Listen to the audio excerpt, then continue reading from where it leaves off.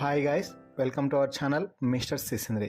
Big Boss Telugu season 8 హౌస్లో రెండో వారం నామినేషన్స్ చాలా ఆసక్తికరంగా జరిగి హీటెడ్ ఆర్గ్యుమెంట్తో ముగిశాయి.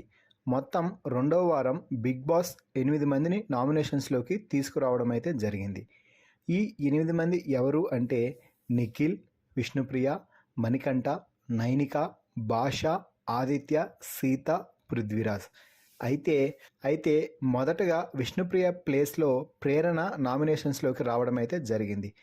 ఈ సమయంలో పవర్ఫుల్ చీప్గా హౌస్లో కొనసాగుతున్నటువంటి యష్మికి ఒక స్పెషల్ పవర్ బిగ్ బాస్ ఇచ్చి నామినేషన్స్లో ఉన్న వారిలో నుండి ఒకరిని సేవ్ చేసి ఇప్పటి వరకు నామినేట్ కానటువంటి వారిలో నుండి ఒకరిని డైరెక్ట్గా నామినేట్ చేయమని చెప్పాడు.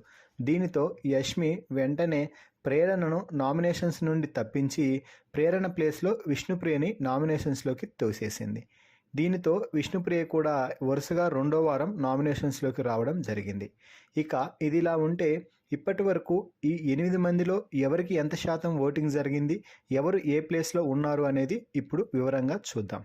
ఇక ఓటింగ్ లైన్స్ మొదలైన తర్వాత నిఖిల్కి ఏకంగా 25% ఓటింగ్ జరిగింది.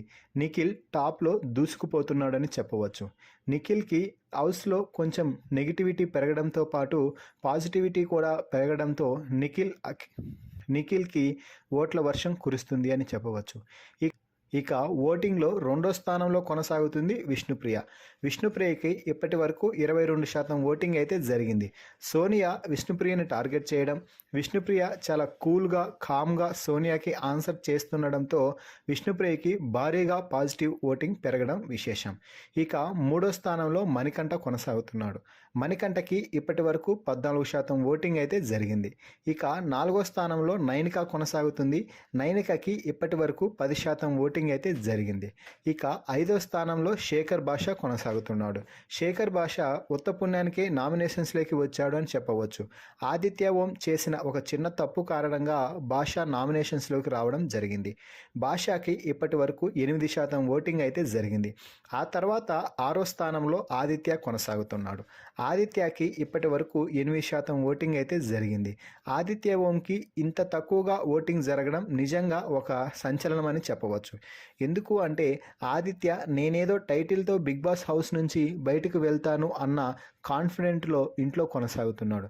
కానీ విన్నర్ కాదు కదా, కనీసం టాప్ 5కి కూడా చేరేంత ఓటింగ్ జరగలేకపోవడం విశేషం. ఇక ఏడో స్థానంలో సీత కొనసాగుతుంది. సీతకి ఇప్పటి వరకు 7% ఓటింగ్ మాత్రమే జరిగింది. సీత హౌస్లో ఆర్గ్యుమెంట్స్తో దంచి కొడుతుంది అని చెప్పవచ్చు. ఇక ఈ వారం ఓటింగ్ లైన్స్లో చివరిలో కొనసాగుతున్నాడు పృథ్వీరాజ్కి మంచి స్కిల్స్ ఉన్నప్పటికీ యష్మి క్లాన్లో చేరి యష్మి మాయలో పడిపోవడంతో అనవసరంగా మాటలు మాట్లాడుతున్న కారణంగా ఓటింగ్ చాలా తక్కువగా జరుగుతుంది. మొత్తంగా పృథ్వీరాజ్కి ఇప్పటి వరకు 6% ఓటింగ్ మాత్రమే జరిగింది. ఇప్పటి వరకు జరిగిన ఓటింగ్స్ని ఒకసారి పరిశీలించినట్లయితే సీత, పృథ్వీరాజ్ రెండో వారంలో డేంజర్ జోన్లో కొనసాగుతున్నారు అని చెప్పవచ్చు. ఓటింగ్ లైన్స్ ముగిసేందుకు ఇంకా చాలా సమయం మిగిలే ఉంది కాబట్టి వీరి స్థానాలు తారుమారయ్యే అవకాశం లేకపోలేదు.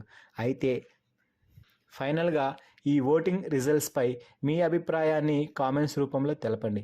అలాగే ఈ వీడియోకి లైక్ చేసి షేర్ చేయండి. Please subscribe our channel mister సిసింద్రి.